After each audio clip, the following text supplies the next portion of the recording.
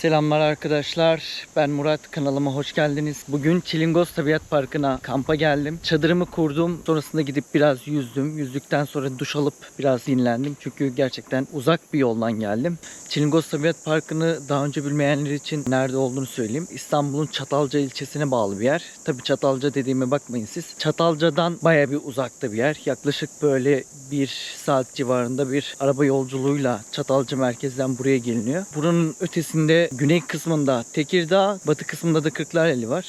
Ama gelmeye değer mi derseniz kesinlikle gelmeye değer. İnanılmaz sessiz, güzel. Tabi bu bir de hafta içi gelmenin belki bir avantajıdır. Hafta sonu olsa çok daha kalabalık olur. Öbür türlü gerçekten hem orman, plajı var, gölü var, hem de kamp alanı var. Onu söyleyebilirim. Bunlar hepsi çok güzel artılar. İstanbul'a yakın olması da çok iyi. Çünkü günübirlik de gelip gidilebilir. Biraz zor olur ama gelip gidilebilir. Çok da o şekilde gelen insanlar var. İnsanın ruhunu dinlendiriyor. İnsanı bir fresh hissettiriyor. En büyük artısını söylüyorum ki bazılarınız için dezavantaj olabilir bu. Telefon çekmiyor arkadaşlar. Telefon çekmiyor. Çok rahat yani. Böyle telefon, sosyal medya vesaire gibi şeylerle burada vakit kaybetmiyorsunuz. Yalnız geliyorsanız benim gibi kendinizle, arkadaşlarınızla da geliyorsunuz. Arkadaşlarınızla bir etkileşim halinde oluyorsunuz. Doğayla, ormanla, denizle. Bu çok güzel bir şey.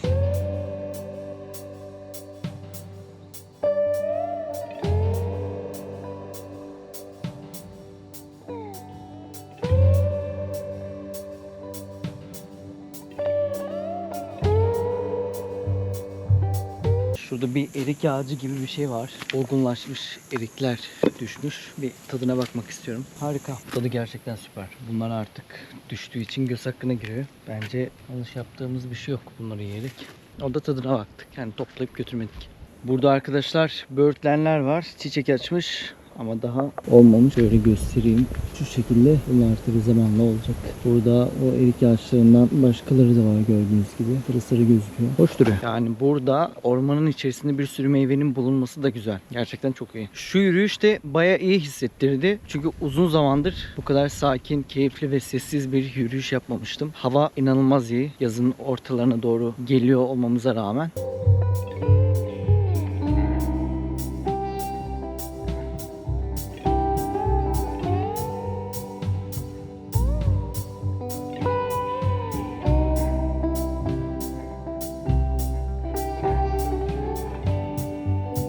Evet arkadaşlar, bu benim çadırım. Ben çadırımı buraya kurdum. Böyle etrafında ağaçlar var. Ağaçların altında olmasına özen gösterdim. Çünkü gölgelikte kalsın ya. Böyle güneş vurduğu zaman ben çok kötü etkileniyorum. Bir de sabah buraya güneş vurmaz diye düşünüyorum. Şu aralıktan belki vursa ama gölge var diye düşünüyorum. Yani bir sıkıntı olmaz herhalde. Bu şekilde kurdum. Bu arada ilk kez bir çadırım oluyor ve ilk kez bir çadır kurdum. Dün bunu Decathlon'dan aldım. İçerisi de böyle biraz karışık, dağınık ama onu boş verin. Ona takılmayın. Bu gece ilk kez çadırda kalacağım. Daha önce hiç çadırda kalmadım.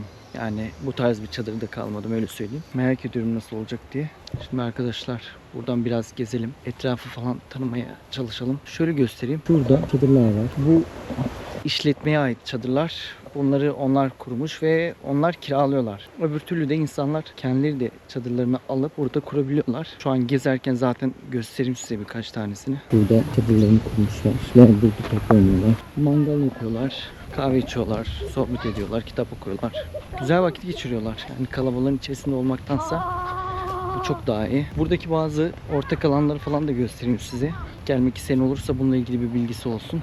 İçerisini göstermeyeceğim ama dıştan göstereyim. Burası kadın ve erkeğe ait mescitler. Şurada da soyunma kabini, tuvaletler var. Şu siyah aracın sahibi de sabah otostop çektiğim araç. Kendisi de Dersimli, Tuncelili. Güzel insanlar. Abinin ismini sormayı unuttum ama öyle denk gelirse de bu videoyu izlerse kendilerini çok sevdiğimi bilsinler. Eşi ve kardeşiyle gelmişti. 3 tane çocukları vardı. Biri büyük, diğer ikisi küçük ve ikizlerdi. Çok tatlı çocuklardı. Bugün de doğum günleriydi. Onun için gelmişlerdi buraya. Buradan da doğum günlerini kutlamak isterim. Kaç Temmuz bugün? 1 Temmuz.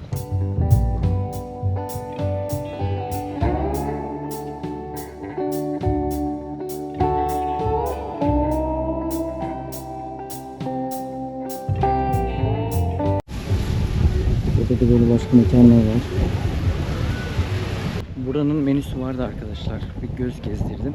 Ya buraya göre, burası gibi böyle izole bir yere göre fiyatlar çok uçuk değil açıkçası. Öyle söyleyeyim size. size bir orantı yapmak istiyorsanız eğer bir Ice Latte'nin fiyatını söyleyeyim. Oradan diğerlerini kıyaslayın artık. Ice Latte 180 TL.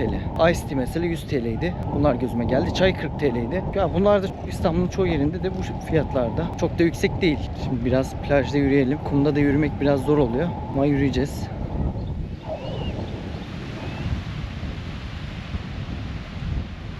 Bugün biraz dalgalı, rüzgar var. O yüzden bir fazla insan yok. Burada bir anne köpek. Karşı tarafta da böyle tiny house diyebileceğimiz evler var.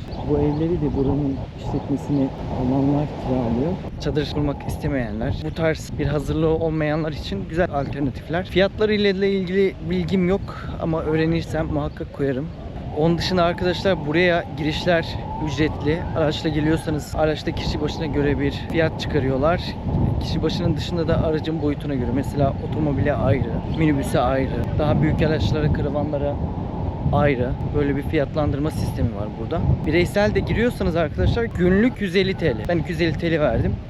Başka bilgiler de verildi. Mesela çadırı olmayanlar buradan çadır kiralayabiliyorlar. Ama nereden kiralanıyor gerçekten bilmiyorum. Çok da araştırmadım ihtiyacım olmadığı için. Ama böyle bir imkan varmış. Bana öyle söylendi. Sonra gelip de burada çadır bulamazsanız beni suçlamayın. Ben birilerinin yalancısıyım diyelim. Şu an sesi geliyorsa eğer çok fena bir rüzgar var. Denizi göstereyim biraz.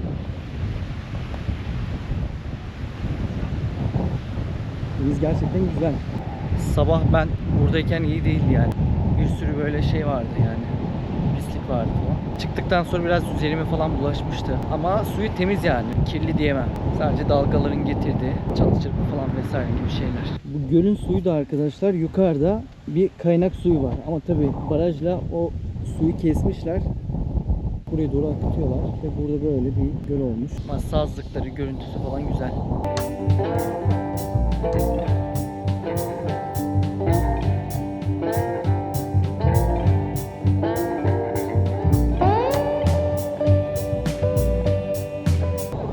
Kolay gelsin. Balık var mı burada? Şey gibi mi? Tatlı su balığı gibi. Sazan falan mı? Sazan var. Biraz zorlasan belki devrek bile denk gelir.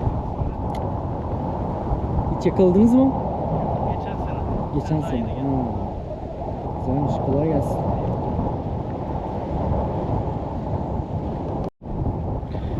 Çok sert bir rüzgar var. Duyuluyor mu bilmiyorum. Ama çok fena. Acayip esiyor. Bakalım bu rüzgarla nasıl yürüyebilirim. Sesim size nasıl geliyor onu bilmiyorum. Umarım güzel geliyordur. Şimdi arkadaşlar birilerini göstereceğim size.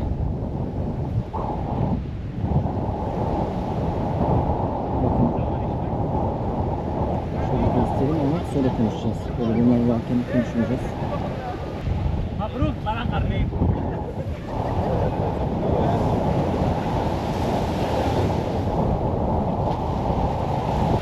Şuradan, şu kayalıklardan yürüyerek ileriye gittiğimizde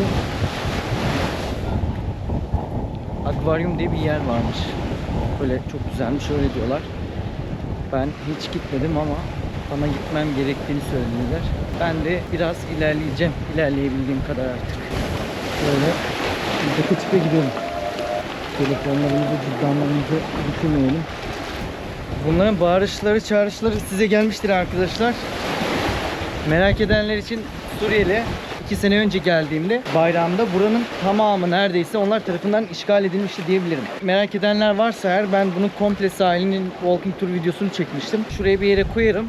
İzlersiniz. Neredeyse tamamı Suriyeliydi diyebilirim. Bugün de tabii hiç eksik kalmamışlar. Gelip nargilelerini fokurdatıyorlar. Eğleniyorlar. Tabii arkadaşlar ben ırkçı bir yaklaşımla yaklaşmıyorum olaya. Onlar da bir şekilde yasal olarak Türkiye'de yerleşik olarak duruyorlar. O yüzden en az bizim kadar bunlardan yararlanma hakları var. Neyse çok daha bir şeyler anlatırdım da şimdi konseptimizin dışına çıkmayalım. Ben şurada nasıl ilerleyeceğim ona bakıyorum. Hadi bakalım. Göstereyim size. Evet, böyle suya daldık. Kayalar çok kaygan. Çok dikkatli olmak gerekiyor. Buralardan bir yukarı çıkmaya çalışacağım. Ve çıktım.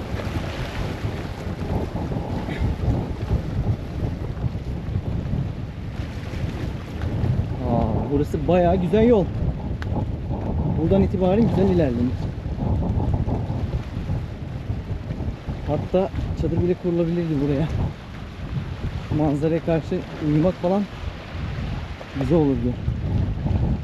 Ya şimdi gidiyorum da umarım bahsettiği gibi bir yerdir de gitmeme değer. Çünkü bayağı uzaklaşıyorum. Göstereyim. Ta nereden buraya geldim. Gitmeme değsin artık. Tabii dikkatli ilerlemek lazım. En ufak bir ayağımın kayması kötü sonuçlar doğurabilir. O yüzden dikkatli ilerleyeceğim. Her ne kadar dikkatli ilerleyeceğim diyorsam da maalesef ki işte öyle ilerlemiyorum. İçimden geldiği gibi basıp geçiyorum. Burası bayağı bir oyuk duruyor. Büyük ihtimalle dalgalar buraya kadar geliyor. Evet. Buraya dalgalar vura iyice oymuş. Çok fena bir rüzgar var ama acayip de güzel. Özellikle şu sıcaklarda bu rüzgarın böyle yüzünüze vurması inanılmaz güzel. Evet arkadaşlar, böyle bir yer. Gayet güzel, hoş duruyor.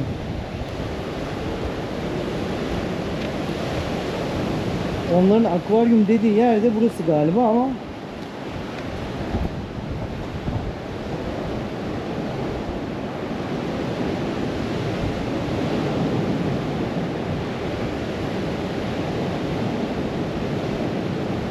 gerçekten güzelmiş. Burada da üzülüyorum. Ama tabii biraz üzerinde pislik birikmiş. Onun dışında güzel.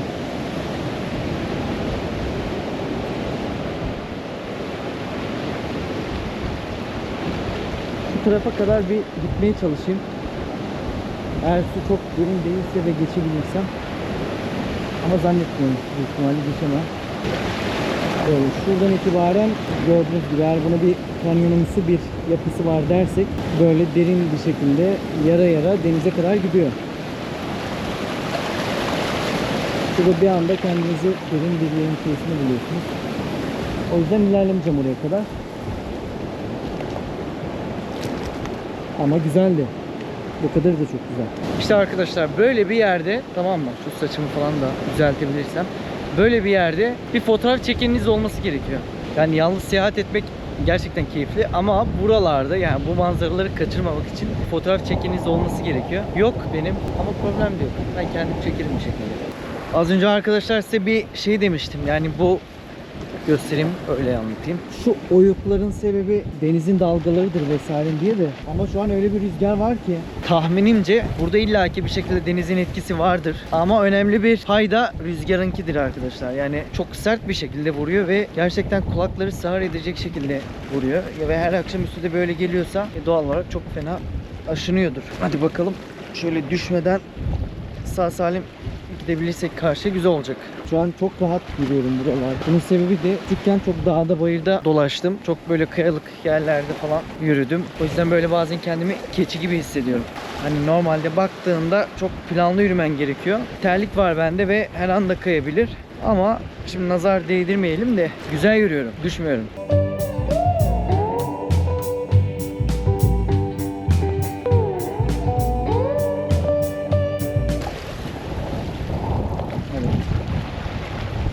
Kameramızı düşünmeyelim. Telefonumuzu, cüzdanımızı da düşünmeyelim. Kendimize mutlaka olalım. Burası derin. Nereden geldim az önce ya? Nasıl gelmiştim az önce? Böyle şuraya tutuna gidelim. Bu daha makul bir çözüm oldu arkadaşlar. Evet arkadaşlar, yine ülkede medeniyetin son hali bu. Çok fazla çökmek var.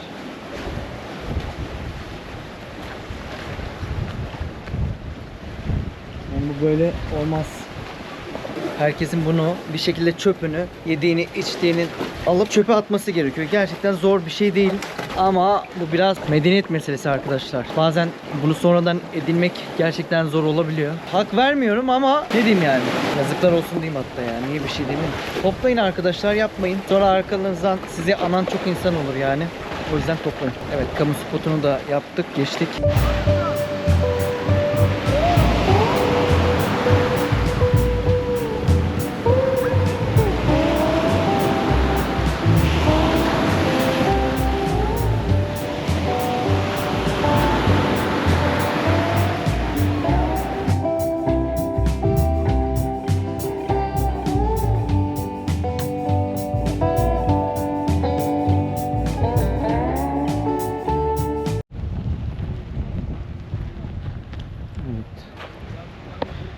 burada restoranlar var arkadaşlar. Yani buradan da yemek yenilebilirdi ama ben bunu tam olarak hatırlayamadığım için yanımda konserve tarzı, işte ton balık vesaire tarzı bir şeyler getirdim. Onları yerim büyük ihtimalle ama almasak da olurdu yani. Aldığım için yazık olmasın diye yiyeceğim. Burada gezilecek ne var diye bakıyorum. Evet, bundan itibaren hepsi de birbirine benziyor. Aç kaldım. Ya Çilingos kadar rezil bir yer yok anasını satayım. Vallahi gelmeyin buraya bir daha ya. Ya burası güzel, suyu da güzel. Ben hoşuma gitti. Arkadan laf söylüyorlar çocuklar. İşte doğru zamanda gelmek gerekiyor. Sadece bu denizin dalgaları için daha sakin zamanları denk getirmek gerekiyor. Onunla ilgili de teknik bir konu olduğu için nasıl tespit edilebilir, nasıl gelinebilir bilmiyorum. Tırıyla gelmiş ya. Kampa tırla gelen var. Güzel.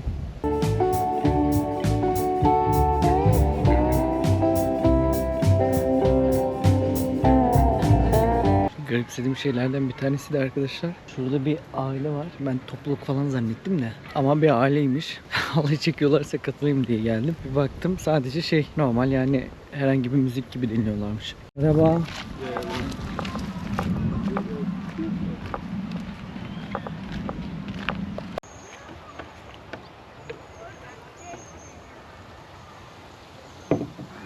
Arkadaşlar burada kitap okumak güzeldi.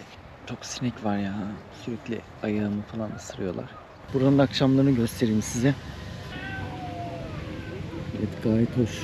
Ama biraz bir sorun var arkadaşlar. O da cidden soğuk. Şu an titriyorum diyebilirim. Şimdi şu köşede şebeke biraz çekiyor. Ne olur ne olmaz arada bir gidip yoklamam gerekiyor. Yani iyi kötü bir gelen bir mesaj varsa vesaire bir bakayım. Acil bir durum olur, başka bir şey olur. Şebekesizlik açıkçası benim için daha iyi. Ulaşılamamak ya da o yoğun sosyal medya vesaire gibi bir olayın içerisinde olmamak benim için çok güzel ama ne olur ne olmaz hayat yani. Bir anlamda da ulaşabilirlik olmak iyi. Arkadaşlar şu an çok fena esiyor ve soğuk esiyor. O yüzden kapatacağım şimdi. Büyük ihtimalle de sonra da uyurum ya. Zaten saat olmuş 10. Ama hala burada güneşten batmadı. O zaman kapatıyorum ben. Sonra yine görüşürüz bir ara. Hadi bay bay.